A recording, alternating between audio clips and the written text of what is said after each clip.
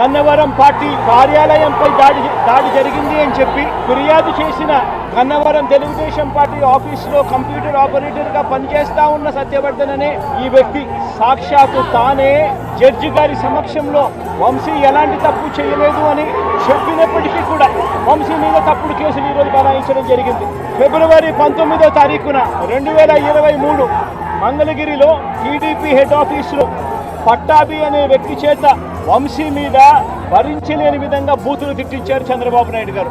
వాడో పిల్ల సైకో, నేనే గన్నవరం వెళ్తా, ఎవడేం పీకుతాడో చూస్తా, ఆ వంశీ సంగతి తేలుస్తా, నియోజకవర్గంలో నుంచి బయటకి విసిరేస్తా అంటూ వల్లభనేని వంశీని రెచ్చగొట్టింది సాక్షాత్తు ఇదే పట్టాభి అనే వ్యక్తి. అంతటితో ఆగకుండా ఫిబ్రవరి 20వ తారీఖున చంద్రబాబు గారు పట్టాభిని నేరుగా గన్నవరంకే పంపారు.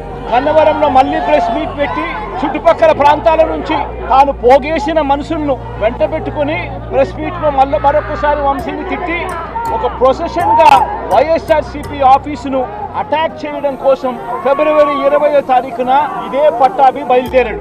ఆ రోజు బయట ఉన్న ఒక దళిత సర్పంచ్ సీనయ్య అనే వ్యక్తిని కూడా పట్టాభి వాళ్ళ మనుషులు దాడి కూడా చేయడం జరిగింది. ఈ దాడి జరుగుతా ఉన్న నేపథ్యంలో నిరోధించే కార్యక్రమంలో సిఐ కనకారావు తల కూడా ఇదే అల్లరి మూకలు పట్టాభి నేతృత్వంలో ఇదే అల్లరి మూకలు తల కూడా పగలగొట్టారు. తర్వాత గన్నవరం ఘటనకు సంబంధించి అప్పటి పోలీసులు సుమోటోగా టీడీపీ పార్టీ మీద, వైసీపీ పార్టీకి సంబంధించిన వాళ్ళ మీద, ఇద్దరి మీద కేసులు పెట్టారు. కానీ ఈ ఘటనలన్నీ కూడా టీడీపీ ఇచ్చిన కంప్లైంట్స్ లో కానీ, ఆ రోజు ఇచ్చిన కంప్లైంట్స్ లో కానీ, పోలీసులు పెట్టిన కేసుల్లో కానీ ఎక్కడా కూడా వంశీ పేరు లేదు. కారణం వంశీ ఘటనలో లేడు కాబట్టి, ఘటనా స్థలంలో తాను లేడు కాబట్టి వంశీ పేరు ఎక్కడ ఎవరు కూడా చెప్పలేదు.